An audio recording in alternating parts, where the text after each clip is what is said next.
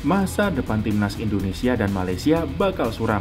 Ya, begitulah sedikit celotehan dari mantan wakil presiden AFF asal Vietnam bernama Duong Phulam. Ya, Duong Phulam mengatakan hal ini karena punya alasan yang menurutnya masuk akal. Dan hal ini berkaitan dengan program naturalisasi masif yang dilakukan oleh Indonesia dan Malaysia. Ya, mantan wakil presiden AFF ini mengatakan jika Indonesia dan Malaysia berhasil melakukan banyak naturalisasi karena federasi mereka dipimpin oleh orang-orang yang punya koneksi dan dana yang melimpah. Di mana Indonesia ada Erick Thohir yang merupakan mantan presiden klub Italia Inter Milan. Sedangkan Malaysia ada Tunku Ismail yang disebut pernah akan mengakuisisi klub Spanyol Valencia. Dan karena unggul dari sisi pengalaman, koneksi dan juga memiliki dana yang memadai, baik Erick Thohir dan Tunku Ismail disebut Duong Phulam juga mengerahkan tim khusus untuk mencari talenta berbakat di seluruh dunia dan kemudian direkrut untuk dinaturalisasi. Dan menurut Duong Phulam disinilah faktor finansial berbicara. Dan menurut Duong Phulam, baik Indonesia dan Malaysia berani membayar mahal para pemain diasporanya untuk membela tanah kelahirannya. Dan nominal yang dikeluarkan kedua negara ini tidaklah murah.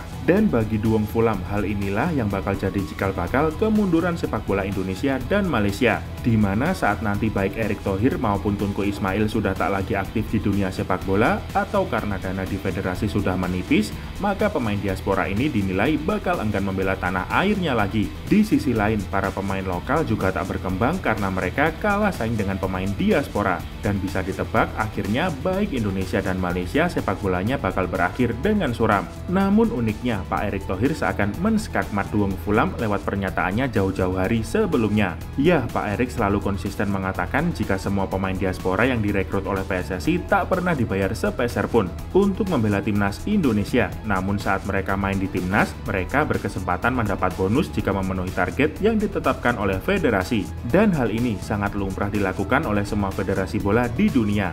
Tapi Pak Erick menegaskan PSSI tak pernah membayar pemain diaspora untuk membela timnas Indonesia. Pak Erick Thohir pun juga mengatakan jika sebagai atlet, para pemain ini juga punya ambisi bermain di level tertinggi yaitu Piala Dunia. Dan di sisi lain, mereka pun juga selalu mengingat tanah kelahiran orang tua atau kakek neneknya. Dan dua faktor inilah yang kebanyakan jadi alasan para pemain diaspora untuk mau membela timnas Indonesia. Sedangkan untuk Malaysia tak diketahui bagaimana negosiasi federasi mereka dengan para pemain diasporanya.